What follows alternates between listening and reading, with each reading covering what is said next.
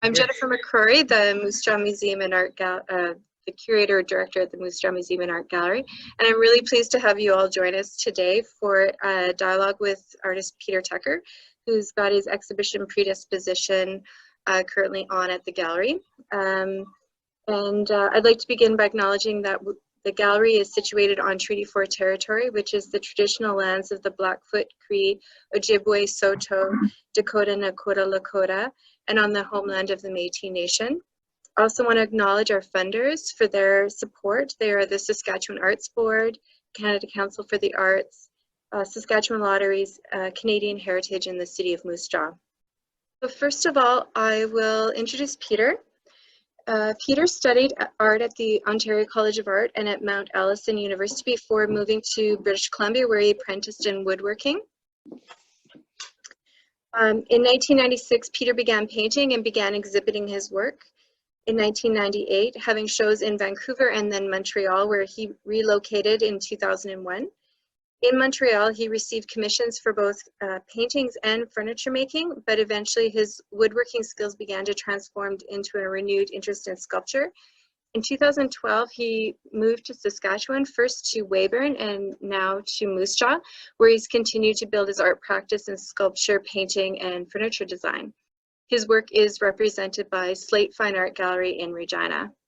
So I'm wondering, Peter, if you could start off by telling us about your early experiences in art school, or in art making, I guess, which including your experience of art school and other training experiences, and how those have shaped you as an artist.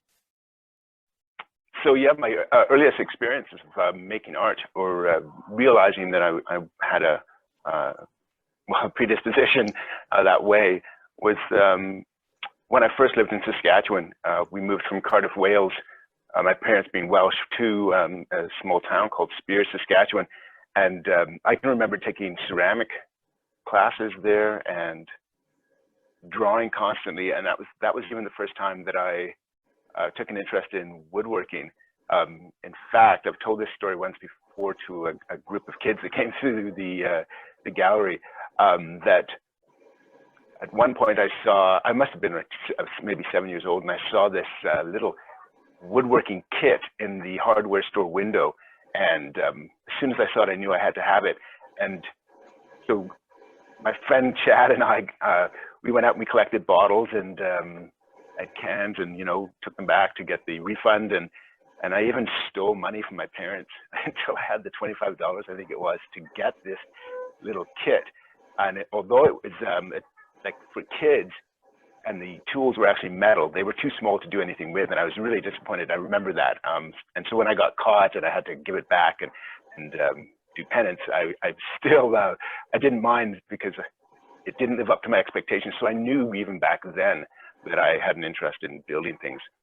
But it wasn't until years later, well, I mean, I pursued it throughout my childhood, I guess, through high school, and then went to the Ontario College of Art, but had a difficult experience at the Ontario College of Art. Finished the year, but didn't return. Took a year off.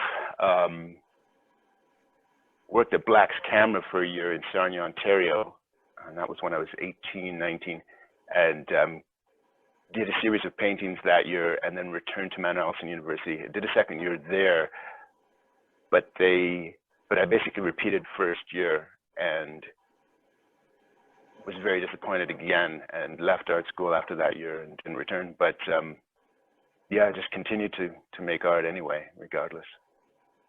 And then you did an apprenticeship, is that right?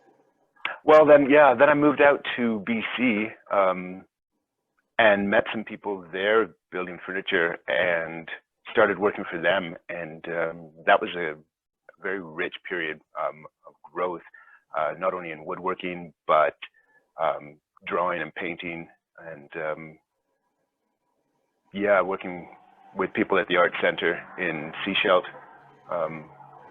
But that's where I really started to define or hone my skills in woodworking. Okay. So what brought you to Saskatchewan as an adult? Why did you decide to, I think you left Montreal, is that right? Yes, I'd lived in Montreal for 10 years. And while in Montreal, I started my own business. Actually, I worked with a few other companies before that, building furniture in shops, and then injured myself one day and had to take a few weeks off and realized that I had no, coverage or anything. So I decided to open my own business and pursued that for a while. But then in 2012, both my biological father first, and then my adoptive father passed away.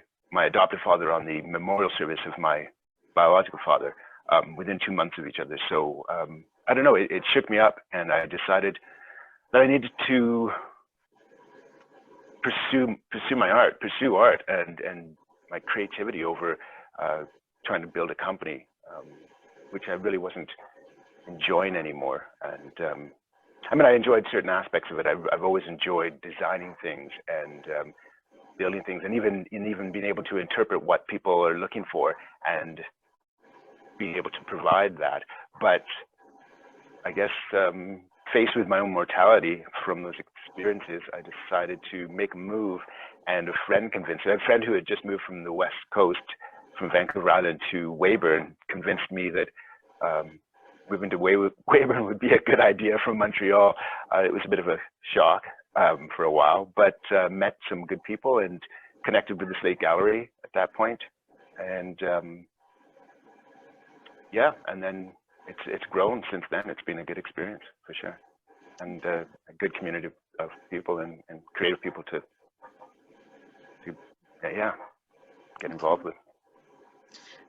You said that your work has been driven by a personal search for identity and a sense of place, without any clear parameters, being someone who is a mixed race adoptee of Caribbean and European descent and raised in a white family. Can you talk a little bit about this, like how this has sort of driven you in what you're exploring in your work? Yeah, well, again, going back to the experience when I lived in Saskatchewan and was getting to know who I was, I guess, for the first time. It was the first time I realized that I was adopted, was back during that period, because my parents decided to adopt another child into the family. They already had 3 of their own children, but decided to adopt a second child. And so at that time I was told that I was adopted. And I guess I knew there was something strange about my appearance compared to theirs. But being young, I didn't understand it. And then after I was told that I was adopted, I went into a period of self-searching, and started to spend a lot of time alone. And not only did I connect art or being creative as a way of searching for who I was, but I also ended up spending a lot of time in nature, in the woods around the area, and that became the only reflection I could understand of nature. Became the way I could find a sense of identity, I guess, which is, I think, why I still use natural forms to try to explore this. It wasn't until years later, when we moved to Ontario, that I was even able to encounter people that looked like me, or looked different, I guess. But prior to that, nature was the only way I could do that, and art was the only way I could try to express it. Right. Well, yeah, you can really see in your work that you have a love of the natural materials that you're working with the wood, and your sense of aesthetics and how you approach working with wood is obviously influenced by your background in furniture making. I had the opportunity of seeing the piece Effort in its early stages in your studio, and when you showed me how it came together, you started putting all the pieces, and they were like impeccably designed, just beautifully designed as tongue and groove joinery. And I was wondering if you could, well, I guess you just spoke to why you're drawn to work. Is it allows you that connection with nature, is that right? Yeah, a connection with nature and with trees especially. I think there's something about trees that I've always been drawn to, because, and I think that's universal in a way. I mean, the tree of knowledge, the tree of life, there's something about that structure that I think speaks to all of us. And so I've always thought of myself as like a one twig grafted onto another tree. So being adopted is like being a delicious twig grafted onto a Macintosh apple tree and being nurtured by the Macintosh tree, but I still produce delicious apples. At least I hope they're delicious apples. Yeah, and other natural forms too. I mean, even effort, that structure to me, there's something about the thread of influence that's laid down upon conception, which I find similar to the genetic material that's in a seed that is already there. It doesn't matter what soil you put the seed in, it's going to still play out that genetic code. How well it plays out, it depends on the soil that it's in. So when there was the argument between nature versus nurture back when I was young, every time I would listen to it, I just thought, you know, how could you argue that it's one or the other? Obviously, there's a heavy genetic component that has the basic structure, the predisposition already there.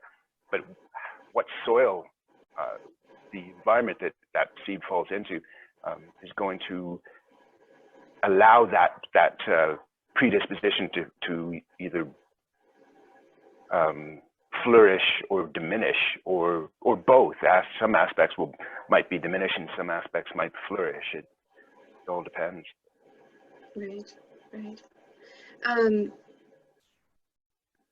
So when an interesting thing, like even though, like as you've said, you love working with wood, and you obviously love like the wood, the pieces in the exhibition are left in a natural state. Like you're not staining wood, you're allowing the grain to be seen. And so you really embrace that medium. The interesting thing to me is that you also force it to conform to your will. So you're working with pieces of lumber, like sort of very rigid, geometric form, like pieces of lumber. You're working with Douglas fir and yellow pine and black cherry. And you, through your process of like gluing them together and carving them back, you're forcing them to comply and become organic, these beautiful curving organic forms again. And so sort of returning to a more organic state in their artificiality, I guess you could say. You've also said that your work speaks to how our sense of nature or the natural world is a construct, that sort of, that our sense of it is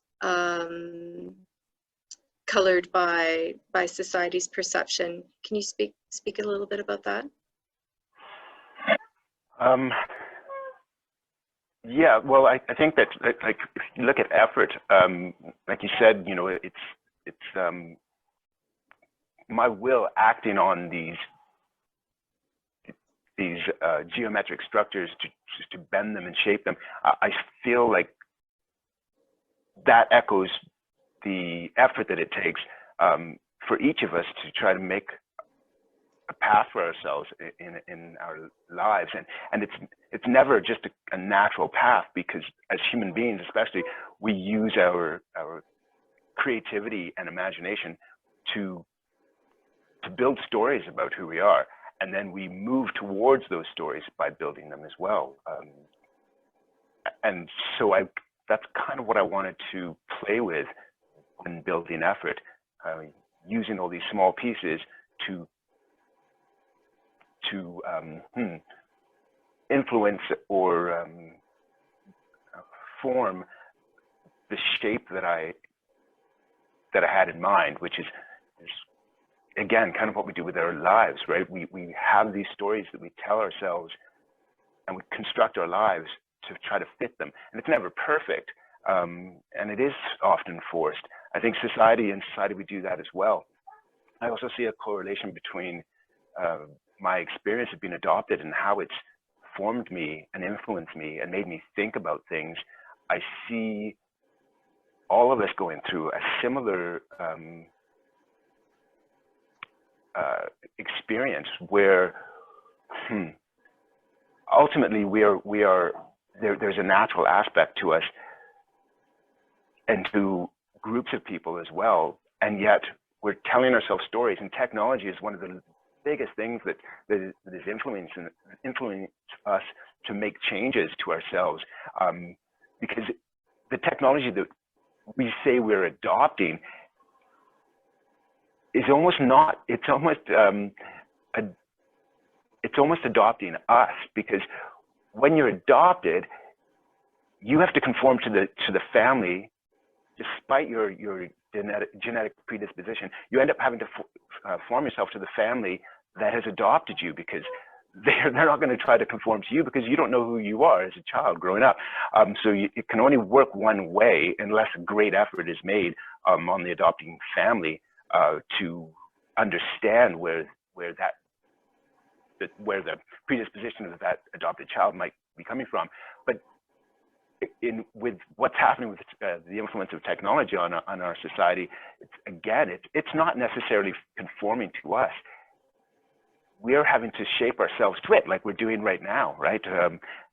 Meeting this way instead of being able to meet in a much more organic way, which we've been doing for millennia. This is very new. So we're having to make this effort to adopt or to become part of this structure that is, imposing itself on us. It's the same with roads. We're having to adopt to driving on a specific route instead of just being able to cut across field and go where we want to go. So I find it interesting that we talk about it in terms of as if we're in control of it. Sometimes I wonder who's actually in control. Right.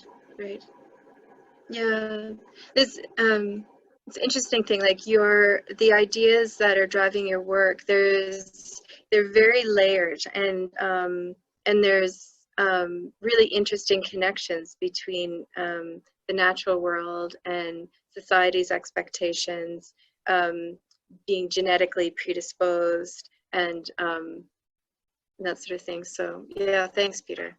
There's even the predisposition of like the technical structure that we're creating for us to enable for us to move forward as a society.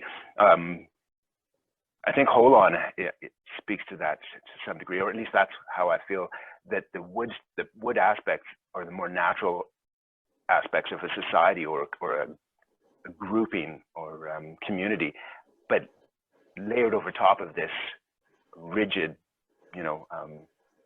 mechanical system. Right. Yeah. So in speaking about Holon, you've talked about that it kind of speaks to societal compliance and conformity in terms of emergent behavior. Like the structure of it is referencing you're interested in the idea of emergent behavior and how the way we move throughout the world is influenced. Can you talk a little bit more about that? Like sort of the complexity of social behaviors, and how like you're sort of referencing in a very abstract way a school of fish in a way. Right. Yeah. Yeah. Well, I'm fascinated with that emergent behavior or scale-free correlation. The structure of a school of fish or of a murmuration of starlings or flock of birds. We do that as human beings as well in many ways. We find it fascinating to see it, but yet I find it fascinating when I see it on a human level. I mean, a couple of years ago when I was invited to go to World Wood Day in Cambodia, it was amazing to see, because they all, you know, they all drive little mopeds or scooters and motorcycles there, and so many of them on the streets, and these big wide streets. And it took a while to get used to just walking out on the street, to cross the street without watching the traffic, because they flow around you in the same way that fish. And I had that experience too when I was down there. I swam with a school of fish, and it was amazing just to see how they just move effortlessly around you. But the people are doing it as well. If we tried that here, there would be so many accidents, because we're trying to conform now to lights telling us when to go, when to stop. They don't have to do that there. They just have a sense of how to move around each other and weave in and out, and you see very few accidents. It was fascinating. And I've been on big, huge roundabouts too in the Middle East, and again, incredible the way they're able to seamlessly get on these roundabouts with so many cars moving around and then get off. It reminded me. I went to Buffalo Pound a few years back, and I watched this huge flock of geese coming in, and the geese would circle around, and then a few would drop down onto the ground as they were circling, and it was so organized. And it reminded me of those big roundabouts, you know, in the Middle East. So we do these things, but I find it interesting that in North America, especially, we're losing our ability to move that way to some degree, and I think it's because we're so dependent on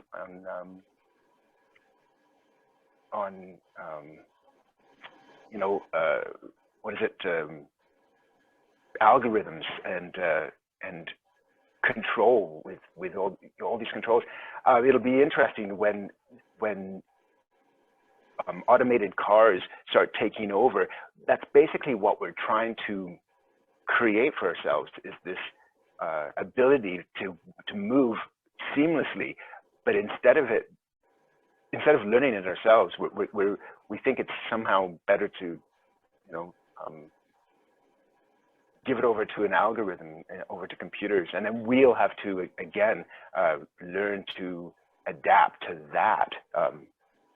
Instead of the technology adapting to us, which is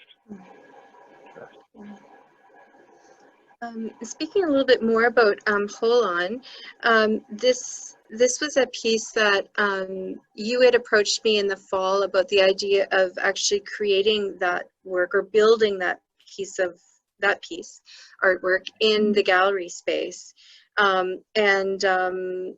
which introduces kind of a performative nature of art making, and, you know, allowing the public to get a bit of a glimpse into your process. Can you talk about why that was something that you wanted to pursue? That's something that you wanted to try? Yeah, because I think, for one, I really like the underlying structure of the piece. I think that has had as much of an interest to me as the finished piece itself. I mean, I really That's the like aluminum the frame. Yes, yeah. Designing it, constructing it, and I learned a lot doing that. This was the first time I'd really worked with aluminum like that.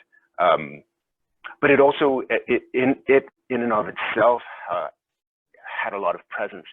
And again, wanting the work to be about predisposition, that underlying structure was the predisposition for the overline, you know, the skin of that piece.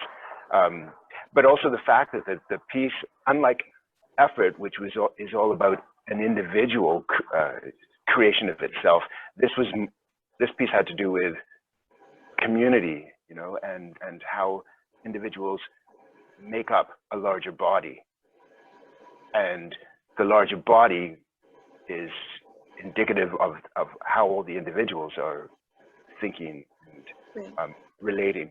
So to work on that and build that in the community and interact with people made sense to me, and it was a very positive experience, and it's actually changed some of the ideas and where I'm going with it to some extent, which which I haven't actually been able to implement yet. And hopefully when we're able to get back, get back into the gallery and things open up again and I can get back and finish it, you'll see these different aspects coming into the piece that otherwise wouldn't have been there. And that would have only come about by working on it in the gallery and talking to people and seeing the groups of kids come through. And yeah, it changed the way I looked at it. I realized that all the pieces were of the same color, but the people coming to see it, the groups, were not necessarily. So I've collected a whole bunch of different colored woods that I'm going to make more pieces out of to bring that into the piece so that it reflects more of the community and the diversity that Canada is amazing for, Right. Yeah, that's great. That's great. It's interesting that like working in the space is influencing the outcome of the work or how it's progressing. Just so that everyone knows, we were able to sort of set up an artist in residence program. So Peter, like working on the piece, is basically our resident artist in the gallery. And this was funded by a Saskatchewan Arts Board micro grant. And so we've been posting, when we were open, we were posting when Peter was actually going to be working. And we were also posting sort of when he would be available to talk with the public. And so sometimes people would just come in and watch Peter work. And so it was great to be able to give visitors and be able to witness an artist's creative process. But we also would post when Peter would be available to chat with people too. And so Peter would engage in discussion about what he was doing and the ideas behind the piece and that sort of thing. Did you want to talk a little bit about that experience, Peter, of interacting with the public? Yeah, it's a good experience. I've worked, prior to getting in there and installing this piece, I had been working in my studio space, my shop space, for about 1.5 years with very little interaction. I mean, I think in that period, I only went to Regina a handful of times. Sometimes I even isolated in my shop or in my space, because I live in my workspace, for weeks without even leaving. I would prepare food and then close the door and turn off my computer and isolate. So I was quite prepared for this pandemic in a way prior. I mean, it didn't change a thing for me. It was like I was training.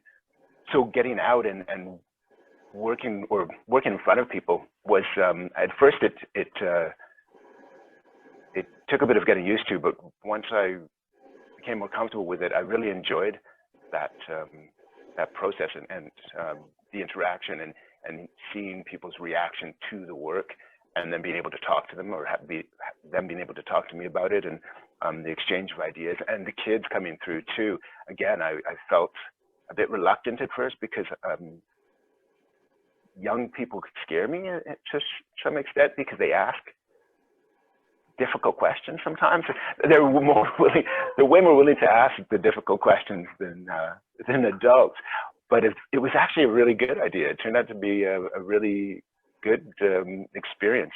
And some of the questions that they asked were great and made me think more about my process and again, changed the way I saw the piece and some of the meaning behind it for me. Okay, great. There's a couple questions here from the group. Eliana was asking, what did you feel was hard in art school? Like, what didn't sit with you? And sorry, you probably asked this a little while ago, so.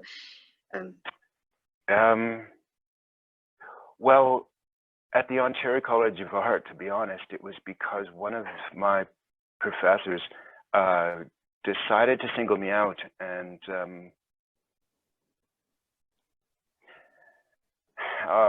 it was a difficult situation. And when I tried to approach him about it, he basically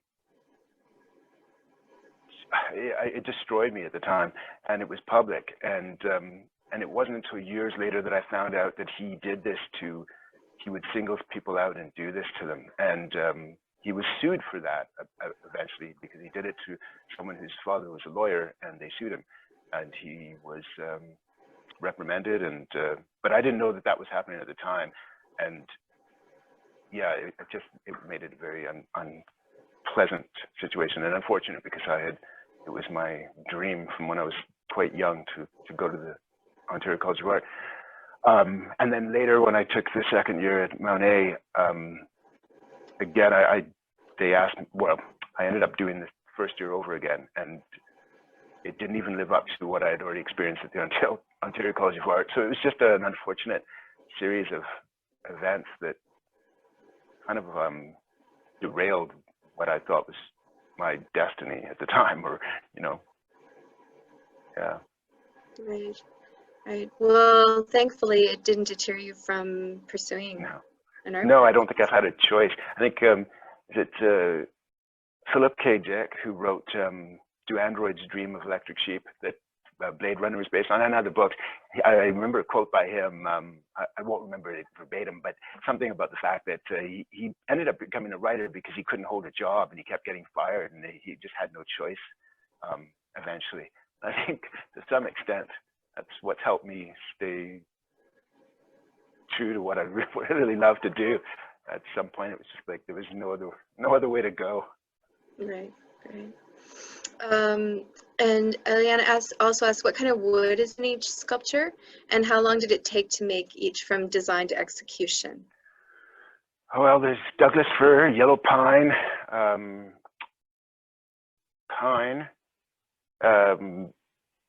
basswood, and black cherry. And now with the pieces I want to add to Hold On, I've got Spanish cedar, black walnut, cherry, wenge,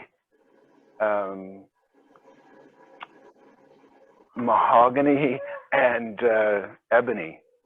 So there's going to be quite a range of woods in Hold On by the time it's finished. And the time it took, it's hard to say specifically because I didn't work on one piece from beginning to end. For instance, I started the metal frame for Hold On about January of last year. I started to design it and figure out how it was going to be constructed, and then I had to learn how to weld aluminum, and that took a little bit. So then I got to a point where I had the frame done, but then realized that I needed to make all the little wooden fish. So I set myself up to do that while I worked on, while I started work on Hold On, and I guess, or I mean, started working on Effort. And prior to starting to work on Effort, I made a piece that ended up being Reroute, but it didn't work the way I wanted to, so I set it aside, and I didn't realize Reroute until later. So the whole thing took about a year, I guess. Like all the pieces took a year to complete, but in different periods of time. Yeah. But sorry, I was just going to add, I love how the scale of the works, there's such a nice variety, and like initially when you first proposed the exhibition to me, you were thinking that the whole show might even just be Hold On, the installation piece.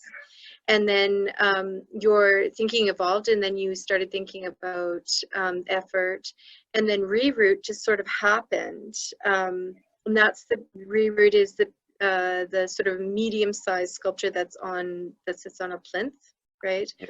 And I'll let you talk a little bit about how that just happened. And then I think it was just as we were starting to install, you asked about including Pest, because that was also a piece.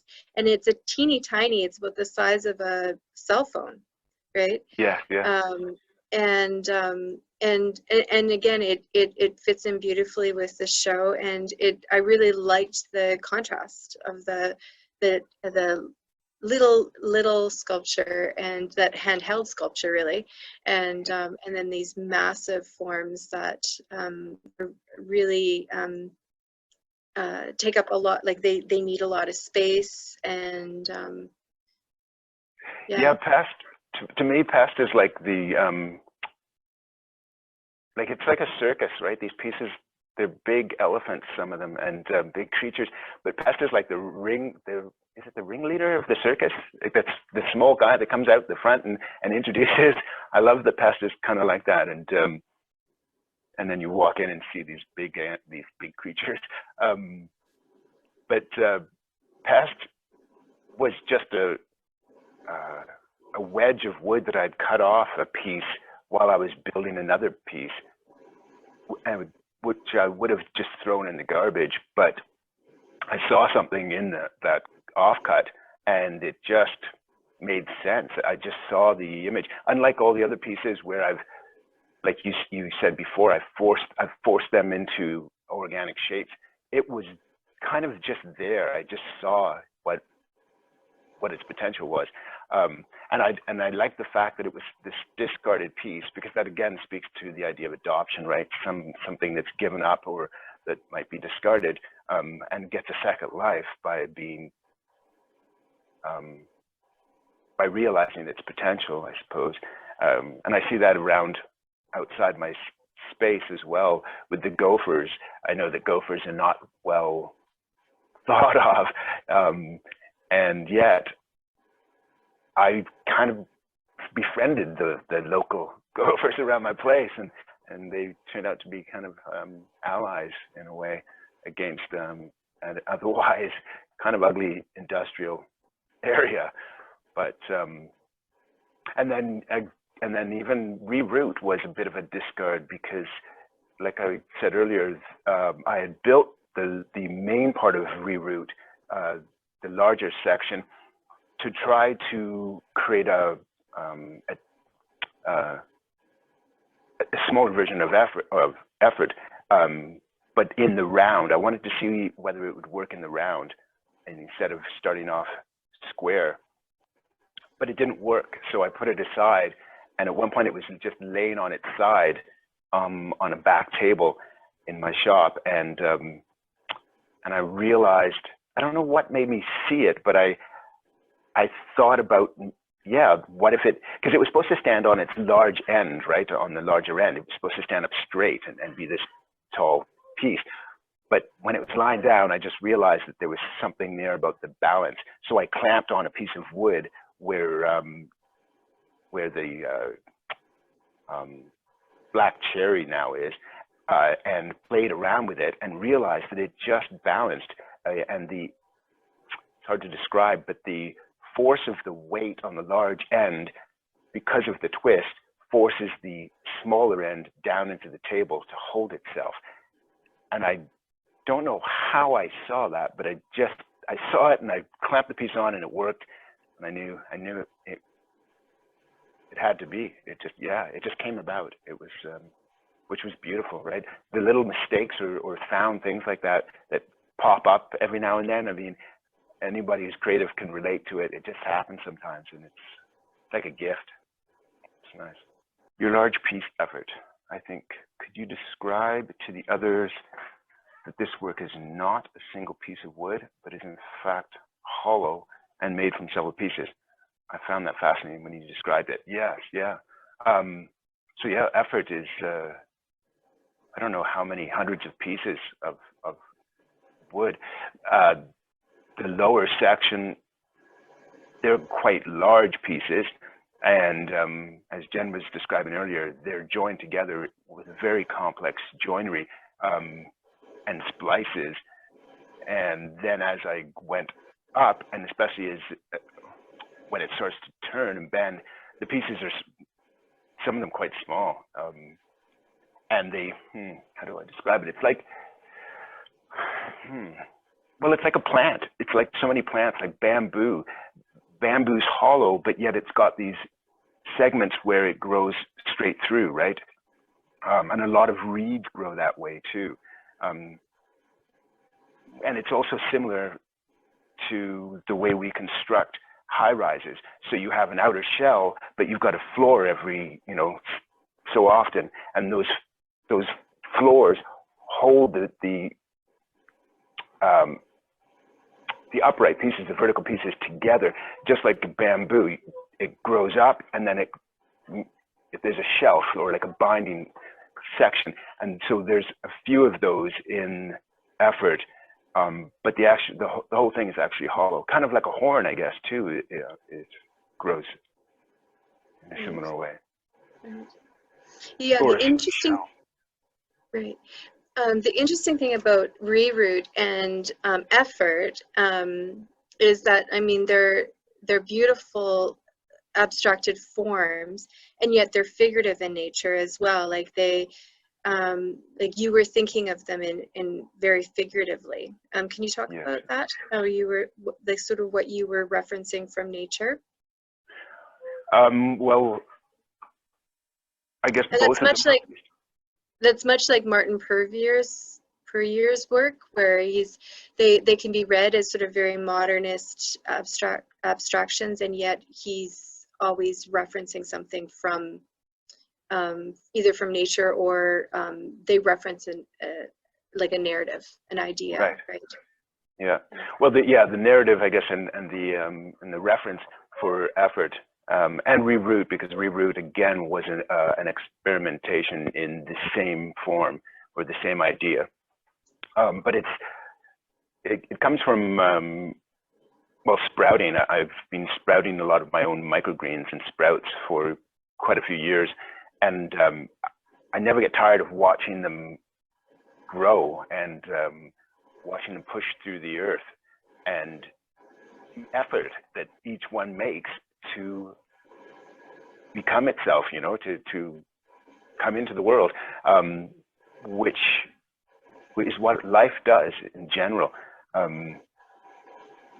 And funny enough, the other day I was thinking about where these ideas, or where my fascination for this started. And I can remember when I lived we were living in Kintore, Ontario. I must have been around 10, and I was really into experimentation back then too. Just curious, very curious. But I decided one day to pour all these chemicals, like cleaning products of all kinds, into a big bucket, and just to see what I would get. And what resulted was this weird chemical reaction that was happening, and it looked like kind of like Paisley, and all these little swirls, and they would come out of nowhere and make these swirls and then disappear, and then another one would come out and disappear. And it fascinated me.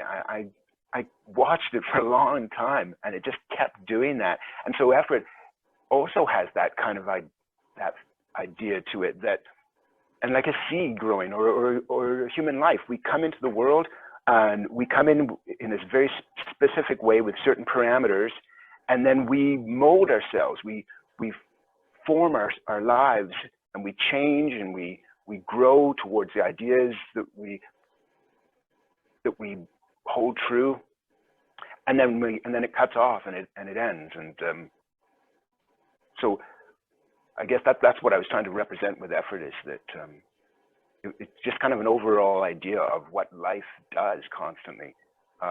It just comes into being. It's got these, this predisposition of its potential.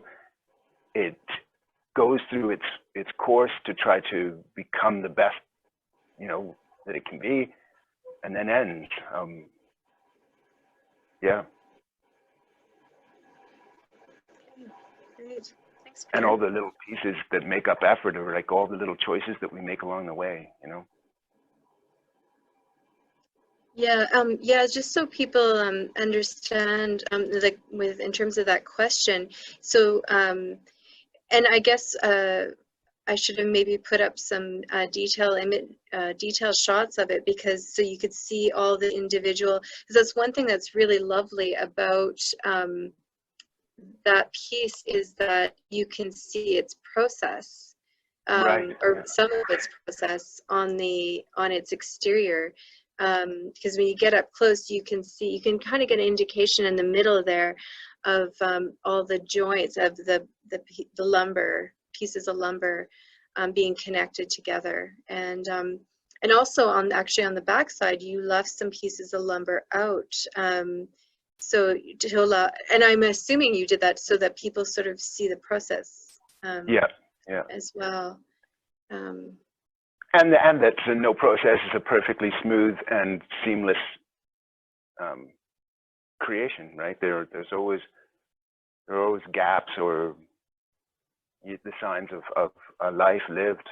And the process of making it too, cutting all those pieces, each one had to be placed individually, and I had to be able to try to imagine where the piece was going as I added each of those pieces, because I knew I was going to then carve away. And so if I didn't place them properly, I'd end up carving straight through, which was quite the experience, just having to pay that much attention to imagining a form that wasn't there yet and growing it. Yeah.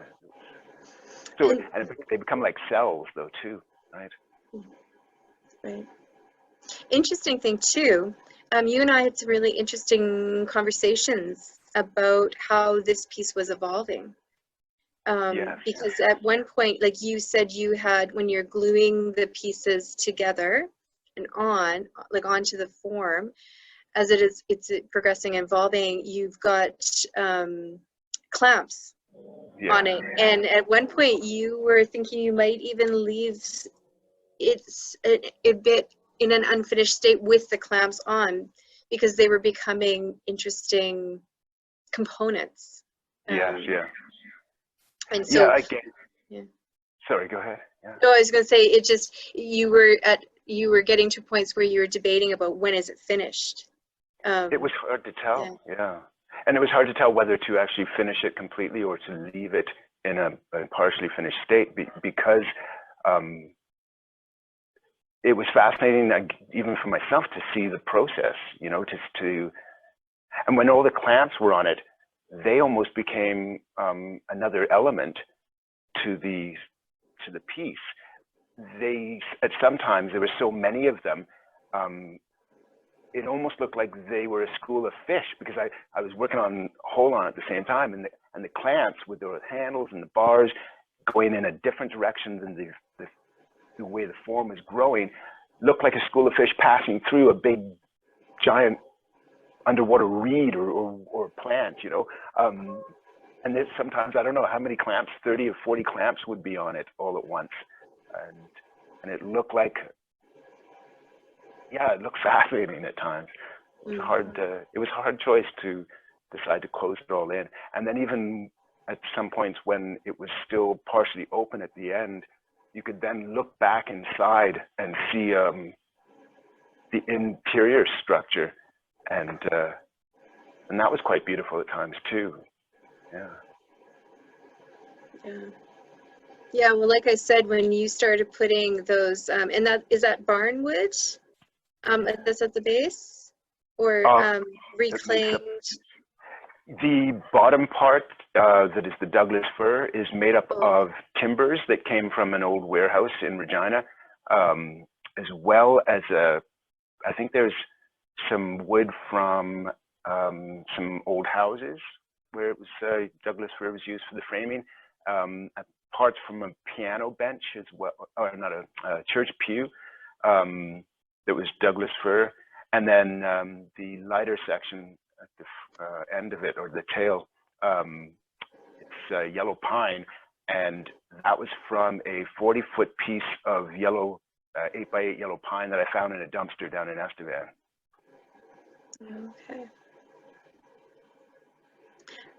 There's a comment here from Eliana. She says, what I love about effort, and I forget the name, is so raw and looks like it could actually be in nature without anybody blinking an eye. Looks like it could be. It could be in nature. Yeah. Lana just said, asked if you could speak about the color change progression and effort. Yes, yeah. Well, the bottom piece, the darker section, it's actually the rough edges of the original timber, the Douglas fir timber from the warehouse, and I left it that way. I didn't want to disturb that because when I made the maquette for Effort, I made it from a piece that I found in the field next to where I am, just a discarded piece of wood. And so when I built the maquette, I didn't carve the bottom, because I wanted it to remain the full dimension of the timber or the piece. And so that influenced me to make the decision to keep the timbers, the bottom piece like that. Because then it's the full dimension instead of carving it completely. Because, and again, it echoes the idea that when we come into being, we are what we are at that moment, you know, and things change from there. But for the first little while, we're just, I don't know. In a raw state? In a raw state, yes, yeah. Basically. Hmm. Yeah, it's not until we start to learn words that and then complex ideas by learning words that we start to really change who we are. Especially when we get to being a teenager and we've got all these crazy ideas in our heads and we don't know who we are, and we're, you know, dressing up and doing all sorts of crazy things and trying to figure out, who we are. That's when the bend starts, I think. We really start twisting ourselves into a different shape, a different form. And so then as the piece progresses, and because I haven't seen it in person, I am just experiencing it through the screen, as it appears to get lighter, is that you carving deeper and exposing the inner parts, or is it different types of wood? It is different types of wood. The lighter wood is the yellow pine, and the orange and the dark section at the base is all Douglas fir. Oh, okay. So a combination of both then, of carving deeper and also the change of wood. Thank you. Yeah, and that kind of reminds me of you know, when you take grass and you can pull the sections of grass apart. There's these sleeves, the one fits over the other, and if you pull them apart, the end of it gets lighter and it's way more malleable and pliable, right? Because it's very soft. It's like a tender shoot. So I wanted to give that feeling of the tenderness to the shoot. I think you mentioned it, but the little one, the little sculpture, like you said, it was kind of like in the circus, and it was the announcer, the first thing people saw. But like, is there a more story connected to this piece? Well, again, it was just an offcut that would have been thrown out. And then I saw the form. I kind of knew that I just wanted to carve it in this way. It lent itself to that.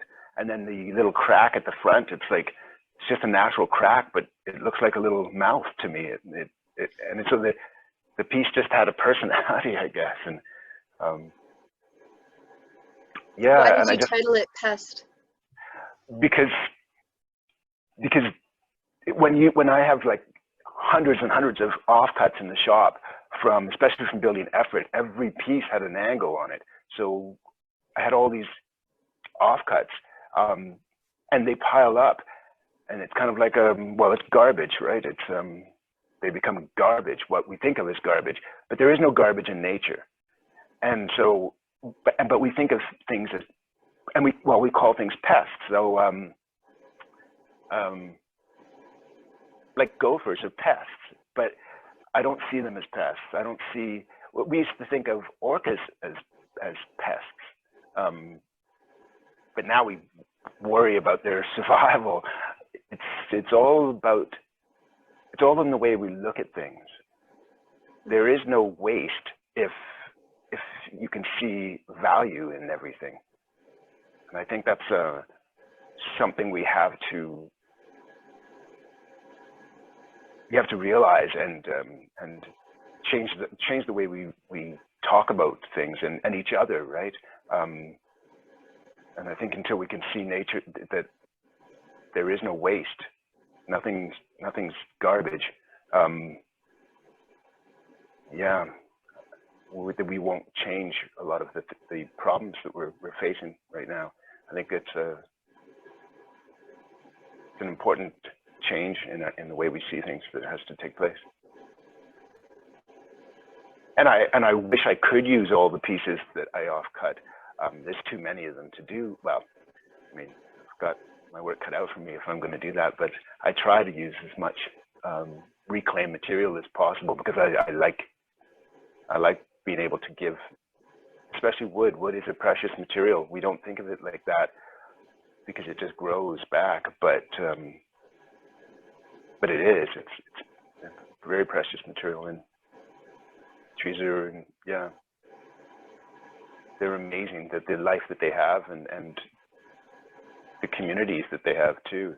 So it's quite fascinating once you start delving into it. Peter, can you talk a little bit about some of the school group tours, some of the questions that stand out in your mind that the kids have asked? Well, yeah, one of the questions I remember was that someone asked, am I ever afraid that I'm not going to be able to make a living by pursuing art? And it's, you know, that's the question that I think we've all faced and asked ourselves from way back, right? And again, when my father's passed away, and it made me really think about the choices I was making in my life, and how fast they just seem to disappear, you know. I just realized there's no use really worrying about, well, maybe there is. I'm not saying I speak for everyone, but I decided not to worry too much about my my career choices. But it was interesting to see someone so young ask that question, because at that age they just shouldn't be thinking about that. But it's interesting. What other things did they say? I mean, you might remember some of the questions better than I've got a terrible memory, to be honest. What else was I asked? I think one child did ask about the diversity in the piece, like the choice of wood and the fact that there was only one type of wood.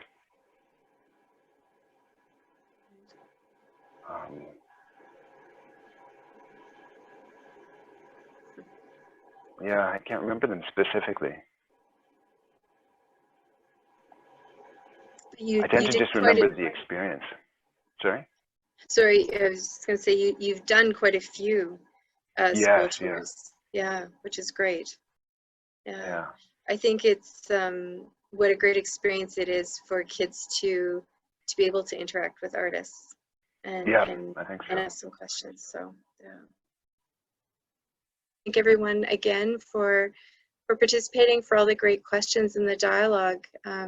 Really appreciate it. And yeah, we're hoping that we'll be open this summer at some point. And so you'll all get to have a chance to see the work again, because we're both Peter's exhibition and Rob Froze's. Oh yes, and Rob's joining us from Medicine Hat. So thanks, Rob, for joining. You'll be able to see the shows again. That'll be up until August the 30th. So